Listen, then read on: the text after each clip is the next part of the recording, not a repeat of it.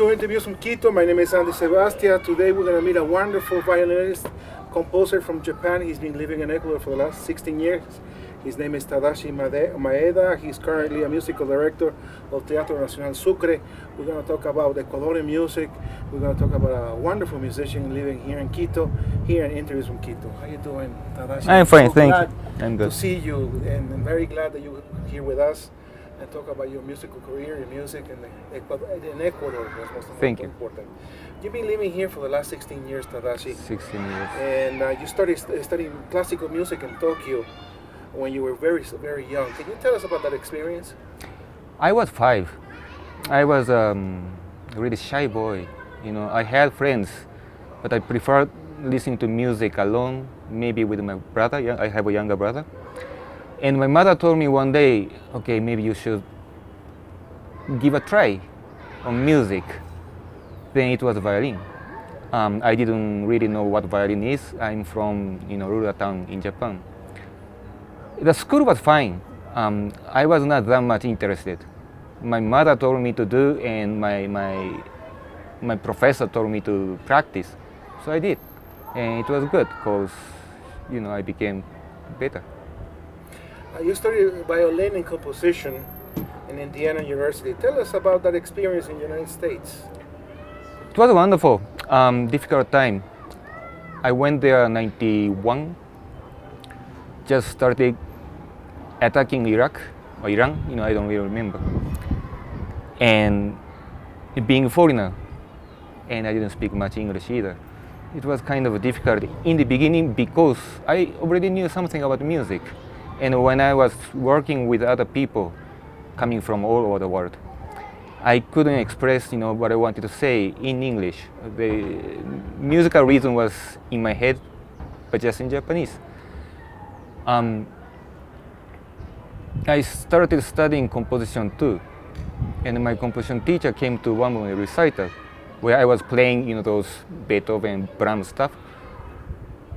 Composition professor told me that that you should be a violinist and you should keep writing, but don't be a composer because there's no job. Violinists should play. And also told me if you want to study and if you want to keep giving something for contemporary music, play contemporary music, but on the violin. It was a good advice because I didn't want to play in symphonic orchestras. I was interested in modern music, new stuff, And during that time, I could meet really big composers because I played and I learned. I was a suffering composer for a long time until I guess I was like 30 years old. Then I was a composer. And how did that happen to be a composer? Because now you compose a lot of Ecuadorian pieces now that you are working for the Teatro Nacional Sucre for many youth orchestras.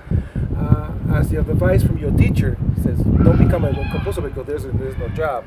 Now you have a job as a composer. Right. How life works, I guess that was a trick. Don't be a composer, you compose. If you try to be a composer, you look for jobs and end up, you're writing something you don't want to. Because technically speaking, you can do anything.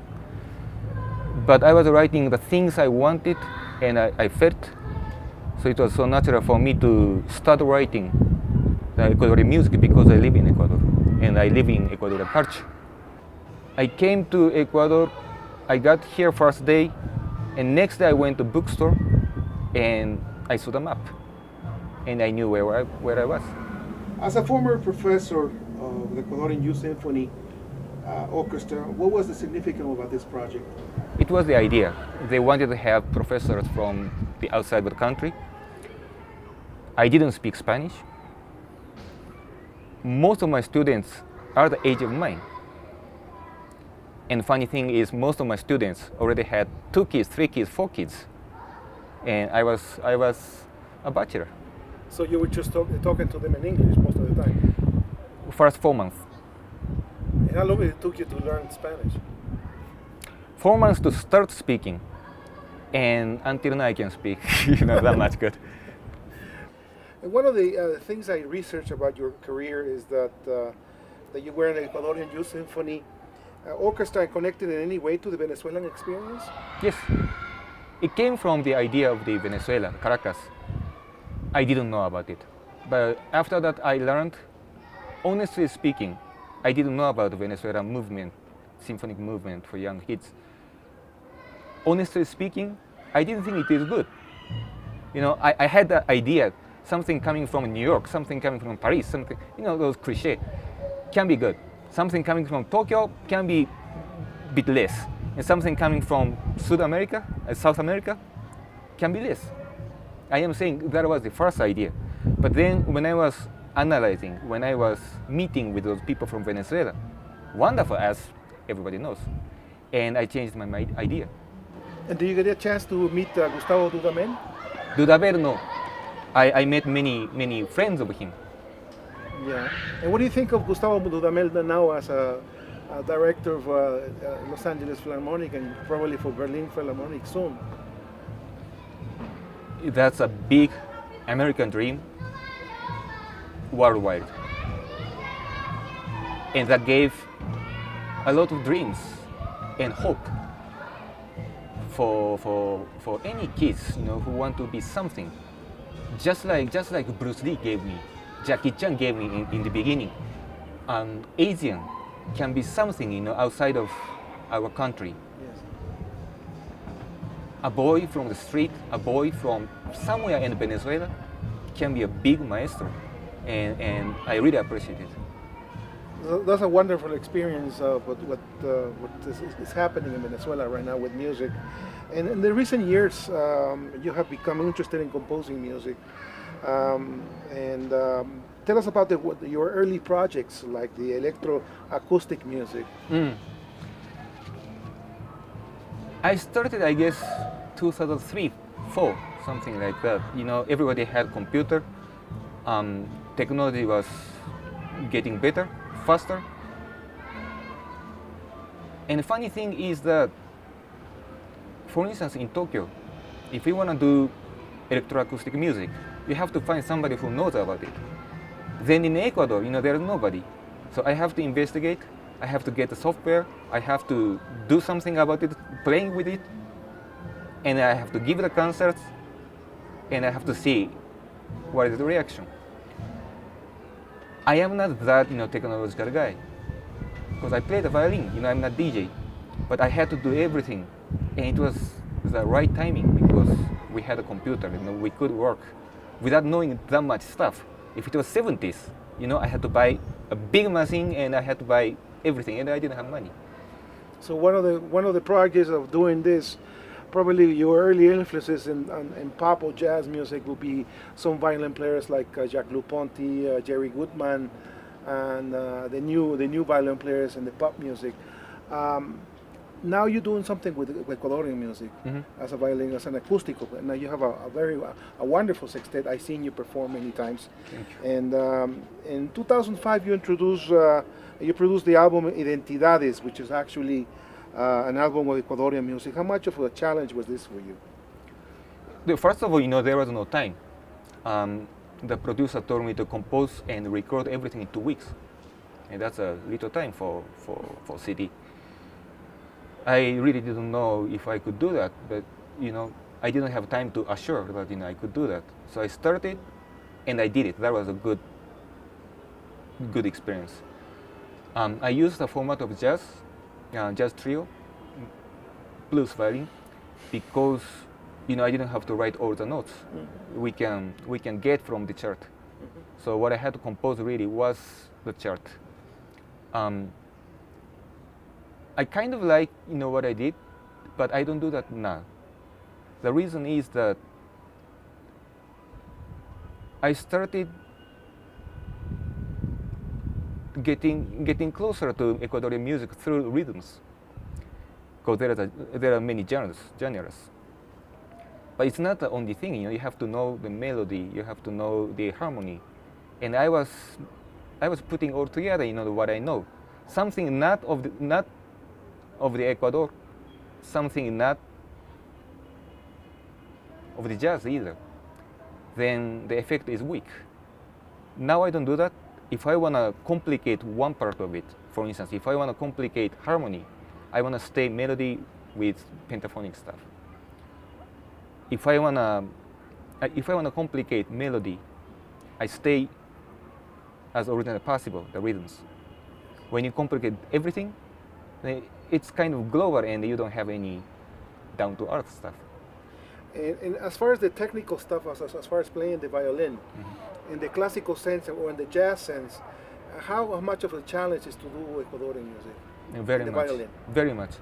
When I learned the violin is from Italy, and we learn a lot of way to sing in Italy, the bel canto and opera singers.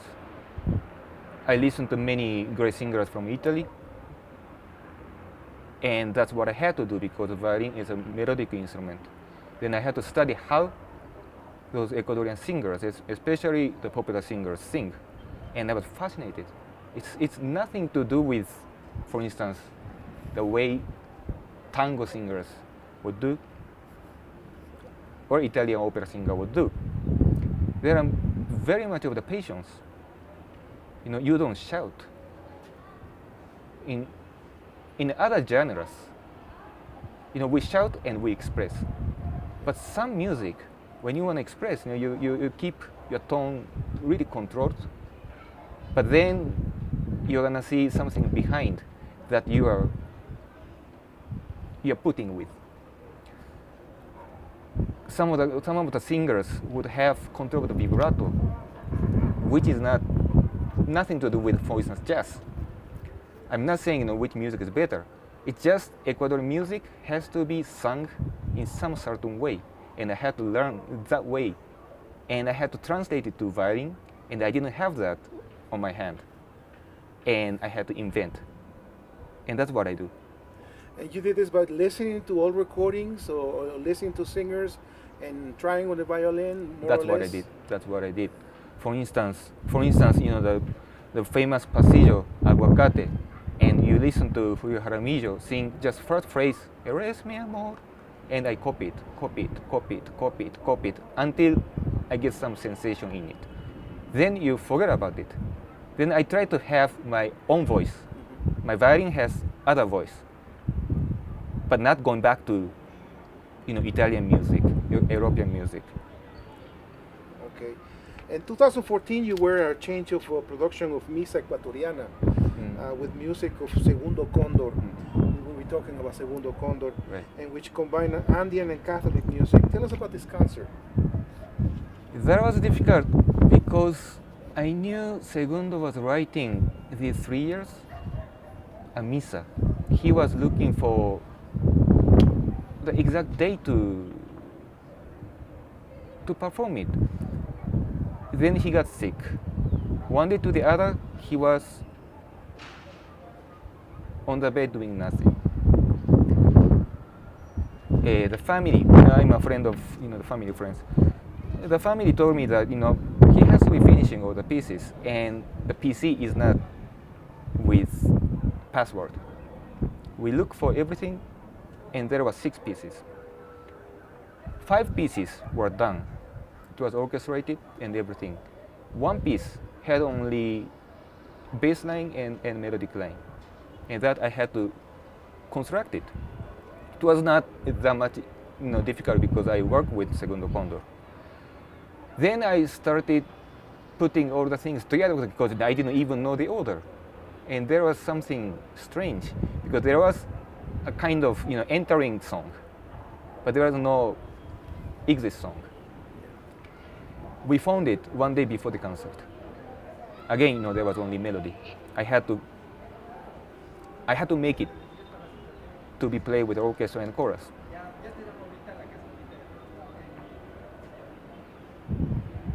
And I knew what Segundo would do because we do the music together many years. But I still had some questions. He just doesn't answer. One day before the concert, I went to his hospital room, and he doesn't move. He doesn't speak. But when I was just saying that everything is done, we are ready, tomorrow we're gonna perform, tears coming. There was tears. We wish the best to Segundo Condor. He's a good friend of the musical community, and he's a great composer. We wish him well from Telesur. And we want to talk about Astor Piazzolla. Astor Piazzolla. And Alberto Gismonti are some of the composers whose music you played their music. And what is unique about these Latin American composers? You know, first of all, Latin America, geographically, it's so far from Japan. There are many migrants in Peru from Japan, as everybody knows. And we have some connections. Tango was a big hit in Tokyo too. But the history is very similar, at the same time very different. The case of the Astor Piazzolla was that I went to one of his concerts in Tokyo, 86 or 87, and it was a big shock. He was doing chamber music in his own style of tango. I went to the States to study composition, and the same composition teacher I was mentioning told me in the first day, you have some influence from composers. One of them should be Astor Piazzolla. I didn't really think about it. But I was a classical violin player. At the same time, I was from Tokyo. I'm from Japan. I'm not from Europe. So I was doing music of other places. Sometimes I want to do the music of here. It doesn't mind, you know, if I'm from Osaka or if I'm from Hawaii. But I live here and I breathe here and I want to do music of here. But what does it mean? If I'm in the States, then I have to play jazz. But Astor Piazzolla didn't do tango. Astor Piazzolla did something else, but that was connected to Buenos Aires. Gismonti too. It's the same thing for me that, you know, that's Brazilian music, but 700 times more complicated, sophisticated, and modern. You mentioned that you were a classical violin player. That means that you're not playing classical music anymore, or you're doing more contemporary, but you can always go back, or you fell out of love out of classical music. No, I love classical music. Yes, I love listening to classical music. There are some mixed feeling of it. First of all, you know, there are many people who want to play Paganini concerto and who studies every day, and I did. I did so many times, and there are a pile of young people who want to play Paganini concerto at the concert. And if somebody knew that, you know, that I could play tomorrow, they give me the job, I am, you know, I am in the way of the younger people. I did that. And it's not that, you know, that I have some special feeling about Paganini. I do have special feeling about Paganini, but it's not that, you know, I want to study more about Paganini at my age. So I want to give, you know, all the chances for people who really want to do classical music only. That's one feeling I have. But another feeling I have is I am getting older and hope I'm getting a bit more mature. So some of the pieces like, you know, the Bach Chaconne or some Beethoven concerto, I can play as my age, and I wanna play that. Last year, 2014, I didn't play one music from that literature. But this year I will play Brahms concerto, I will give some recitals, because I guess that's one of the way that as a responsibility to musical world, that bit of everything that you can do, and you do. And it's not that, I am not that much fascinated to be a better violinist, meaning that you can play something fast and complicated. That is, I guess, younger people's job. I want to play something more simple, but deep. To the point. Mm-hmm. To the point. What are the changes that you have been seeing in the Ecuadorian music scene since you first arrived in the country 16 years ago? 16 years.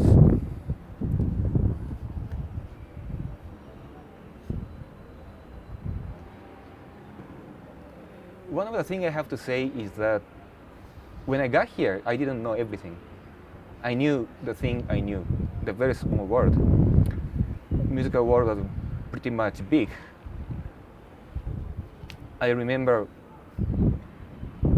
one of the first year, on the street I met a composer. At least he told me he was a composer. He was a little drunk, it was at night. And he told me the problem that we have in Ecuador is that you guys and we don't work together. And they said, who are we and who are you? Composers and players. And I said, okay, then they come to my office tomorrow with the music. Within a week, I will play. I was playing contemporary music. I thought I could do that. Never showed up. I met him 4 years later, and I was conducting his own piece. And he asked you the same question. No, he didn't ask me the same question. But what I said was, if we are pointing out, whose fault it is, we don't go anywhere. We have to work together. We need new music, and you guys need players to play. That point, I guess, is getting better now. People write new music, and we play. Before, for instance, the symphonic orchestra, we're playing only European old music. I'm talking about 19th century, 18th century music, and those are wonderful music, but that's only. And we want to hear our music. We want to hear new music from the other countries too, but nobody does. Now we do. We hear music composed by popular musicians, but in symphony concert. I think that's a wonderful thing. Tadashi, what needs to be done in Ecuador to support the Ecuadorian music nowadays? What is on the table and what is the demand? Government is trying to help Ecuadorian music. Public institutions are obliged to help Ecuadorian music. Musicians are shouting that we need help. And I don't think so. This is the first time I say that. Government, public institution, or musician shouldn't say what music to be on the radio, what music to be heard, what music to be bought. That's a decision, free decision of public.